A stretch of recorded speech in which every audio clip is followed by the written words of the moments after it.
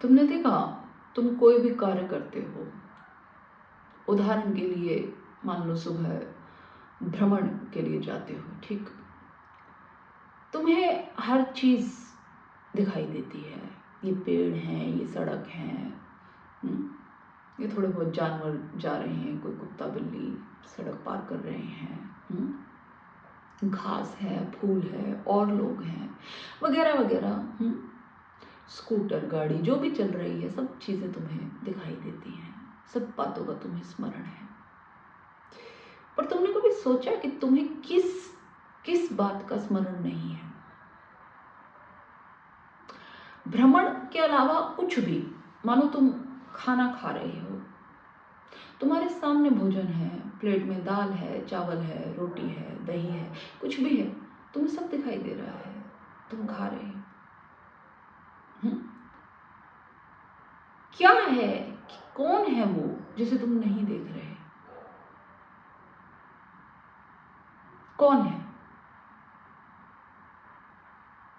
कोई भी कार्य जब तुम करते हो तो तुम किसे भूल जाते हो? उत्तर है, तुम स्वयं को भूल जाते हो। तुम सुबह घूम रहे हो, तुम्हें कभी ऐसा याद आता है कि मैं घूम रहा हूं? और मैं से मेरा मतलब शरीर नहीं। अपने आप को महसूस करते हो कभी तुम? नहीं, तुम अगर घूमने जा रहे हो तो तुम उस घूमने की प्रक्रिया में अपने आप को याद नहीं रखते। तुम अपने स्टेप्स काउंट करते हो, इतने स्टेप्स पूरे हो गए कि नहीं हो गए। तुम फटाफट घर जल्दी पहुंचो, फिर ऑफिस के लिए रेडी होना है, या कुछ भी घर में खाना बनाना है, क्या करना है, जो भी तुम्हें काम है वो सब। तुम खाना खा रहे हो तो भी तुम्हें अपनी स्मृति नहीं है, तुम्हें उसके स्वाद का भी मालूम नहीं है जो तुमने खाया, बस खा लिया।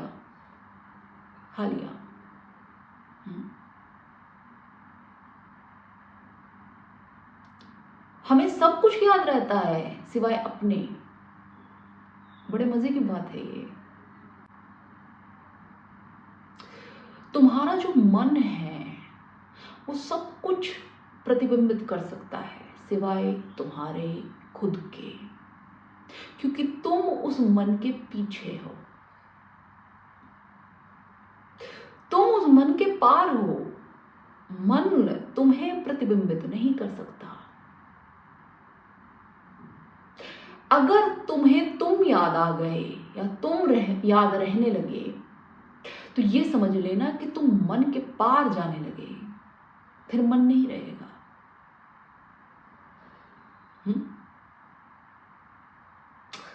बहुत सारे लोगों ने कई बार प्रश्न किया कि ये साक्षी भाव क्या है? तो यही है साक्षी भाव, अपनी याद, अपने आप को जानना। यही है साक्षी भाव कि तुम हो कौन।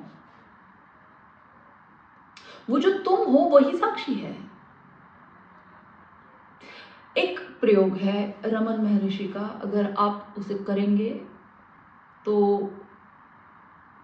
लाभ होगा, जरूर होगा। आराम से बैठ जाइए कहीं पे भी, आप किसी भी समय, ठीक है, दिन रात कोई फर्क नहीं पड़ता, और आंख बंद कर लीजिए और अपने आप से एक प्रश्न पूछिए कि मैं कौन हूं। मैं कौन हूं, ठीक है। और आपका मन इस बात का जो भी उत्तर दे उसे मत मानिए, नकारते जाइए उस उत्तर को आप, ठीक है। माने सबसे पहले आपका मन ऑब्वियसली आपका नाम बताएगा कि मैं ये हूँ, फिर आपको पिता का नाम बता सकता है, आपकी माता का नाम बता सकता है, तुम इसके लड़के हो, ये तुम्हारी माँ है, ये तुम्हारा भाई है, ये तुम्हारा देश है, ये तुम्हारी जाति है, ये तुम्हारा धर्म है, ये तुम्हारी भाषा है, वगैरह वगैरह। तुम इस कक्षा में पढ़ते हो, तुम ये नौकरी करते हो, मतलब जिन भी बातों से तुम्हारा संबोधन होता है मन तुम्हें वो सब बताएगा। सब बताता चला जाएगा। और अगर ऐसे 100 उत्तर भी तुम्हारा मन दे तो उन 100 के 100 उत्तरों को नकार दो। मत मानो, फिर पूछो मैं कौन हूं, दोबारा पूछो। जो उत्तर जहां तक मन की सीमा हो उसे देने दो। और एक क्षण आएगा, एक घड़ी आएगी जब मन के पास कोई उत्तर नहीं बचेगा, मन शांत हो जाएगा, क्योंकि मन के पास अब सब उत्तर खत्म है ना। मन अब चुप हो जाएगा, मन अब सोच में पड़ेगा कि यार अब मेरे पास बोलने के लिए कुछ है नहीं, मैं क्या बोलूं। उस घड़ी में और सजग हो जाना। जैसे ये मन चुप हुआ तुम और सजग हो जाना, ठीक। फिर थोड़ी और चेष्टा करके पूछना अपने आप से कि मैं कौन हूं। अब तुम्हारा मन डामाडोल होने लगा, क्योंकि उसके पास अब कोई उत्तर नहीं बचा। अब ये जो मन है, ये जो भ्रम है, ये जो झूठ है, इसको अपनी नाव हिलती डुलती दिखने लगी, क्योंकि मन झूठ है और झूठ झूठ ही उत्तर देगा। तुम फिर पूछो, मन फिर चुप है। अब तुम सजग रहना, क्योंकि अब तुम सत्य के बहुत पास में हो, बहुत पास में हो। अब तुम पूछोगे तो मन गिरना शुरू हो जाएगा, पिघलना शुरू हो जाएगा। ऐसा लगेगा कि अब बार बार तुम कहीं दरवाजा खटखटा रहे हो, कोई उत्तर दे नहीं रहा है, दे नहीं रहा है, दे नहीं रहा। तो तुम कितनी देर तक खटखटाओगे? हार के तुम वापस चलने की सोचोगे, कोई है ही नहीं यहाँ पे। होता तो उत्तर देता, ठीक। तो अब जो तुम्हारा मन है वो चुप हो गया। फिर एक घड़ी आएगी जब उत्तर तो गिर ही जाएंगे सारे के सारे मन के, ये प्रश्न भी गिर जाएगा। जो प्रश्न है ना कि मैं कौन हूं, ये प्रश्न भी गिरेगा। क्योंकि तुम देखो, उत्तर जब झूठ है मन के, तो प्रश्न भी तो मन का ही बनाया हुआ है, तो प्रश्न भी झूठ है। और जब ये प्रश्न गिर जाए तो कुछ नहीं बचता, तो सिर्फ होना बचता है, मैं भी नहीं बचता। तुम्हें बस लगता है कि तुम कहीं किसी धारा के साथ मिल गए, जैसे सब कुछ बह गया और तुम किसी धारा के साथ मिल गए, ऐसा। पर ये उतना आसान नहीं है जितना सुनने में लग रहा है।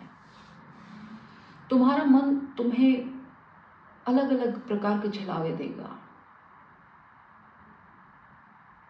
जिनके प्रति तुम लोभपूर्ण भी हो सकते हो कि ये तो ठीक है, लेकिन तुम मानना मत मन की कोई भी बात। तुम्हारा मन हो सकता है तुम्हें ये भी छलावा दे कि ये जो बातें वो बोल रहा है वो कहीं आत्मा से आ रही हैं, भीतर से आ रही हैं, पर नहीं,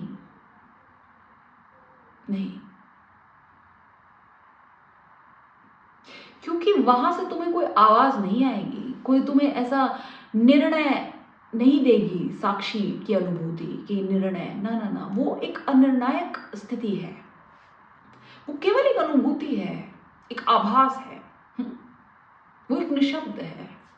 इसलिए जब तक तुम्हें उत्तर आते जाएंगे, उत्तर आते जाएंगे, आते जाएंगे, उन उत्तरों को मानना मत। निरुत्तर की स्थिति की प्रतीक्षा करना, फिर चाहे वो कभी भी आए, कितने भी समय में आए।